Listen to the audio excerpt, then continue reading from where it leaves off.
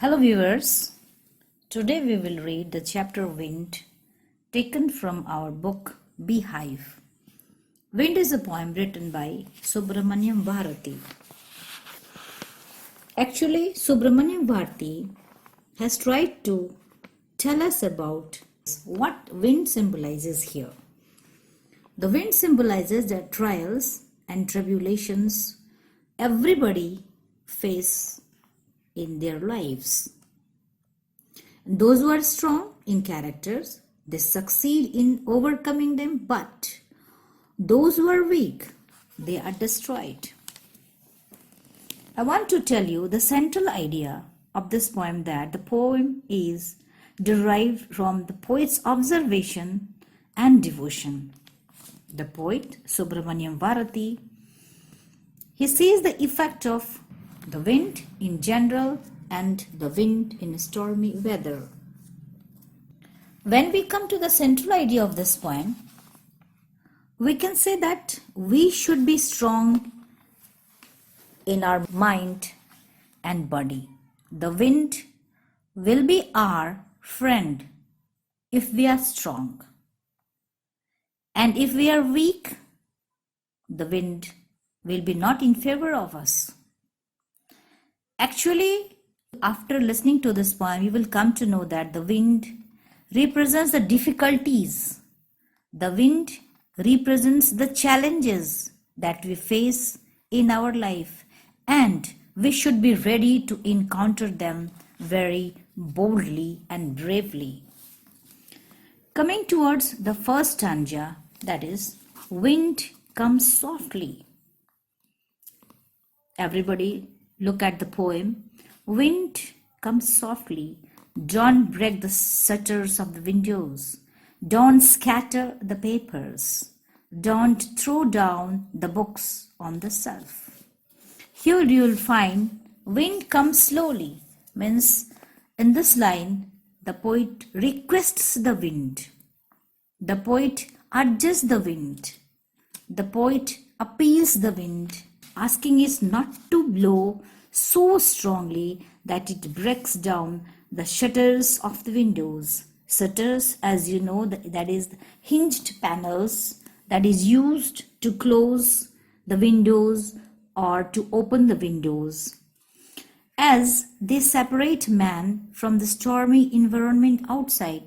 If we are in the house, means we are safe. So he is asking the wind for the protection. And the poet also asks the wind not to scatter the papers in his room, as in the stanza you find, don't break the shutters of the windows, don't scatter the papers, and don't throw down the books on the shelves. Means the books and the papers, those who are kept on the shelf, should not be scattered, should not be brought down, should not throw down the books from the bookshelves with its force. Whose force? With the force of the wind. Here you will find in the second, third and fourth line, the single word is repeated. Don't break, don't scatter, and don't throw. Don't, and don't. 3 times it is repeated.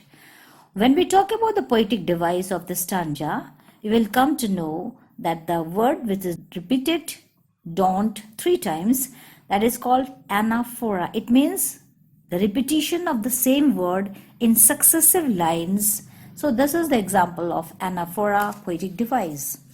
Coming towards now stanza number 2. See, look at the poem. There, look what you did. You threw them all.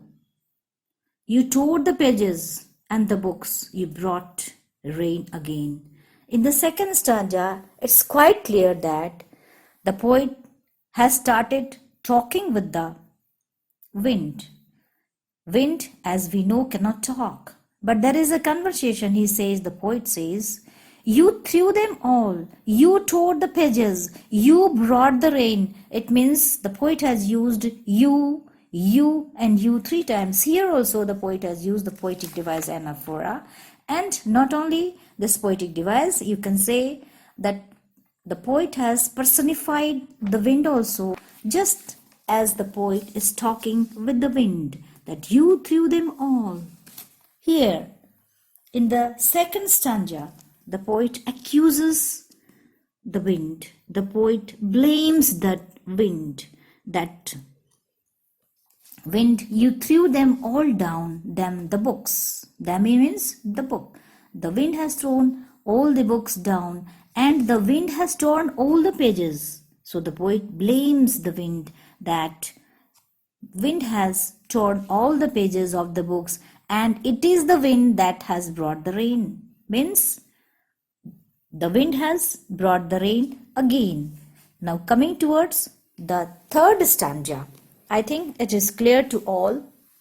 In the third stanza, the lines are, you are very clever at poking fun at weaklings, frail crumbling houses, crumbling doors, crumbling rafters, crumbling wind, crumbling bodies, crumbling lives, crumbling hearts. The wind god winnows and crushes them all.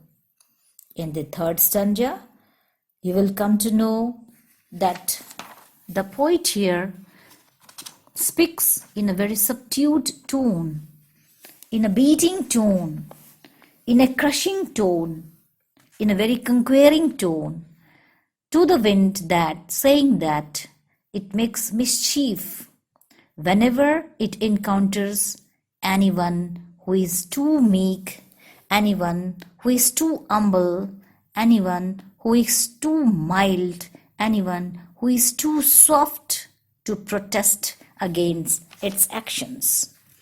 Means it tears down the doors and rafters and even entire wooden houses altogether, leaving the people without shelter, leaving the people without home, leaving the people shelterless from the harsh world outside. We know very well when we are in our home, we are very safe.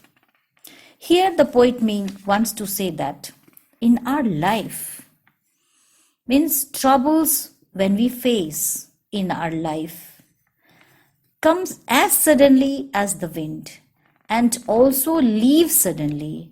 As the poet says, the wind can tear down the weak bodies, the fragile bodies, the soft bodies. That is, difficulties in our life can lead to the loss of our hope as well as the loss of our life as well. So it is all up to the wind god, says poet. When we come to this stanza, the words are repeated. Look at the stanza: crumbling houses, crumbling doors, crumbling rafters, crumbling wood, crumbling bodies, crumbling lives, and crumbling tears. Everybody look at the stanza. You will find the word crumbling has been used 1, 2, 3, 4, 5, 6, 7 times. The same word crumbling has been used 7 times. Here again, when we talk about the poetic device in this stanza, again anaphora is used because the words are repeated in successive lines. Coming towards stanza number 4. Stanza number 4, the poet says, the lines are, he won't do what you tell him. So come, let's build strong homes. Let's join the doors firmly. Practice to firm the body. Make the heart steadfast. Do this, and the wind will be friends with us. So in the 4th stanza, the poet explains that the wind is deaf. It will not listen what we people want to convey. Means to escape its harmful effect, we should build our homes on a strong foundation and ensure that their doors cannot be easily accessed by the wind. Means we should make our home firm The poet again wants to say that we must train our bodies and our hearts to combat, to resist the ill effects of the wind. So he says, he won't do what you tell, means the wind will not listen what you will say. So come, let's build strong homes. Let's join the doors firmly, practice to form the body. Means the poet wants to say that if we are unable to do this, then we will no longer consider the wind as an enemy. Instead, we can say the wind will invite us to become its friend. If we are strong, definitely wind will invite us. So coming towards the figurative meaning of this poem is that if we make our character strong, if we are brave, if we are mentally strong, we will be able to combat that any trouble very easily. However, if our character is weak, the troubles will create problems for us. In this stanza also, the poet has used repetition of words in a successive line that here you can find.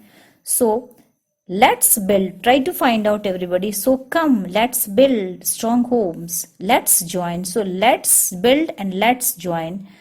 2 times let's has been used. So we can say that here also the poetic device is aura.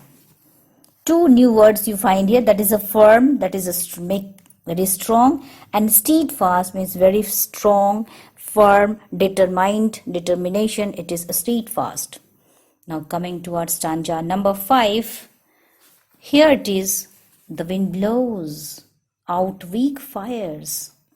He makes strong fires roar and flourish. His friendship is good. We praise him every day. This very important stanza, the poet reveals here, giving 2 lines that blow out. The new word is blow out, means to stop the fire, to stop the fire from burning then. Another is flourish. He makes strong fires roar and flourish. Flourish means grow healthy and vigorously. In this stanza, the poet says, the wind has both effects. One is bad, another is good. Bad effect in the sense that it can blow out weak fire. Take an example of burning a matchstick. We all have experience of burning a matchstick. A matchstick we cannot burn if there is wind, because it is weak, it is fragile, and it is single. So the wind blew out the weak fire. And in another words, we can say that wind has the bad effect on the weaker ones. When we talk about the good ones, the good effect, we can take an example of, if the fire is burning strongly, try to understand, if the fire is burning strongly, then the wind will make it burn fiercer and fiercer, thus nurturing what is already strong. Means what is already strong will be nurtured. Means the wind makes strong fires roar and flourish, grow healthy and vigorously. Means it strengthens it, it makes it strong. Then the poet comes to the conclusion that if we are strong, then the wind is a good friend for us, as it will increase our strength. Coming towards the figurative meaning of this stanza is that we face whatever trouble we face in our life will strengthen as further if our characters are strong. Means if our characters are weak, we will be seriously affected by the troubles of our life. The poet also wants to say that we should sing our devotion to the wind god on a daily basis. Means every day we should sing the devotion of the wind god. means that we should happily face any problem in our lives. So this was the last stanza and the last explanation. I think all you have understood this very nicely. I have given the symbols that the wind symbolizes, and what is the central idea of the poem, and what Subramania Bharti wants to reveal in this poem. So I think you all have understood it nicely. Like it if you like the video, and subscribe if you want to watch more videos. Thank you very much.